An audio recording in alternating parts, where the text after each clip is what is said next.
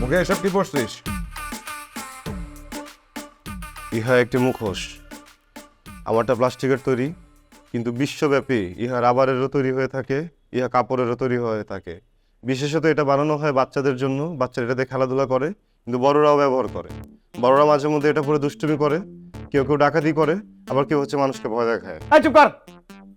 এটা কোনো নাট্যশালা না, এটা একটা ভদ্রলোকের বাড়ি। আমি জানি এটা ভদ্রলোকের বাড়ি। যে ভদ্রলোকের বাড়ি উনি গতকাল বলেছিলেন আমি যেন কখনো তাকে চেহারাটা না দেখাই, উনি হয়তো এখন ভুলে গেছেন। এটা খোল বাবা, খোল। এটা কেমন দেখাচ্ছে তোকে? চাকরি বা মৃত্যু ছাড়া আমার মুখ থেকে এই মুখোশ এখন কেউ সরাইতে পারবে না মা। কেন খুলতে পারবি না কেন? তোর মুখের মধ্যে কেউ কি চুন কালিমা খাইয়ে দিছে? একজন সাবালক সন্তানকে তার পিতা যখন বলে যে তুই কাজ করিস না, তুই কালকে থেকে আমার মুখ দেখাবি না, তখন আসলে আলাদাভাবে চুনকালি মাখার কি, সরি ভুলে চুনকালি বলে ফেলছি, চুনকালি মাখানোর কিছু নাই বাবা। ওরে আমার সস্তা ইমোশন রে, সস্তা ডায়লগ। এসব বাংলা সিনেমার ডায়লগ আমাকে মারবি না, বাংলা সিনেমার ডায়লগ আমি পুছিও না। বাবা এটা খোল তো, আমার দেখে কেমন ভয় লাগতেছে। তুমি দেখতেছো কেন? তুমি খাবারের দিকে দেখো, খাওয়ার সময় জানো না আর এই জায়গায় তাকায় থাকলে গুনাহ হয়। খাবারের দিকে তাকাও তুমি। আমি তো আমার খাবারের দিকে তাকায় আছি। তাই বলে তুই মুখোশ পরে ভাত খাবি? হ্যাঁ, আমি এভাবেই খাবো। যতদিন না আমি চাকরি পাচ্ছি ততদিন আমি আমার বাবাকে আমার চেহারা দেখাবো না। এতে যদি তোমাদের খুব বেশি সমস্যা হয়ে যায় তাহলে বলো, আমি কালকে থেকে আর তোমাদের সাথে খাবো না। কষ্ট করে আমার খাবারটা আমার ঘরে দিয়ে দিও।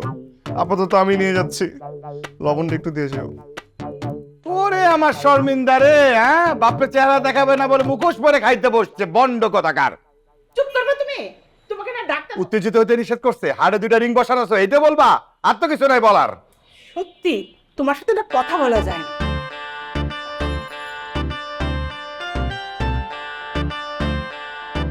তুমি আবার কই যা দরদ দরদে উঠলে এবারে।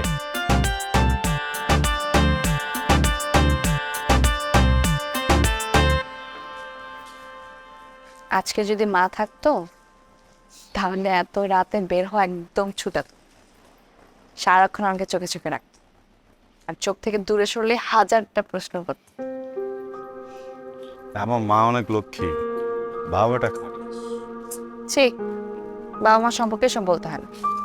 কি করবো, ওর জন্য তো মন মতো কিছুই করতে পারি না। গিফটটা একটা মানুষ। বাবা মা হচ্ছে পৃথিবীর সবচেয়ে বড় সম্পদ। একটা মানুষের বাবা মা থাকলে আর কি লাগে? আমার ভেন্টিলেশন নেই, যেখানে রোগ নিঃশ্বাস নিতে পারি।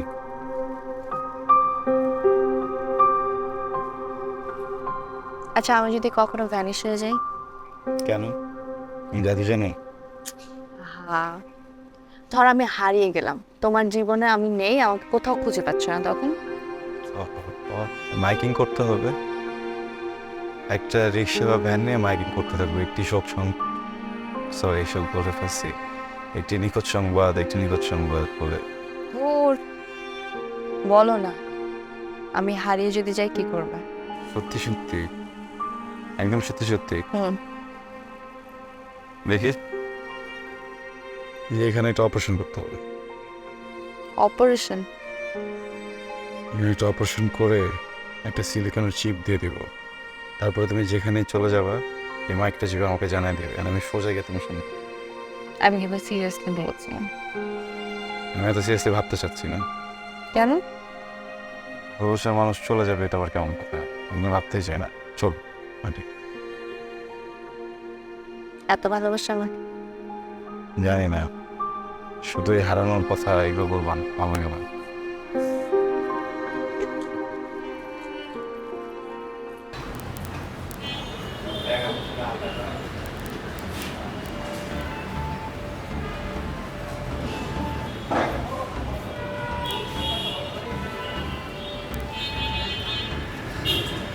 কতদিন ধরে খুঁজতেছি তোমাকে,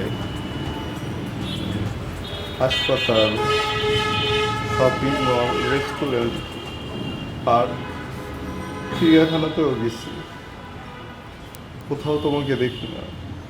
তো কত খুঁজবো বলো? আমি, তোমার কি আমার কথা মনে পড়ে না? হ্যাঁ, আমাকে একটু দেখতে ইচ্ছা করে না? ওই স্কুটারটা চালাইতে চালাইতে একটু চলে আসো না আমার কাছে। আমাকেও নাও তোমার পিছনে, তারপর দুজন মিলে আবার চলে যাবো কি? আমার তো আগে ভালো লাগে না বেটি, খুব ভালো লাগে।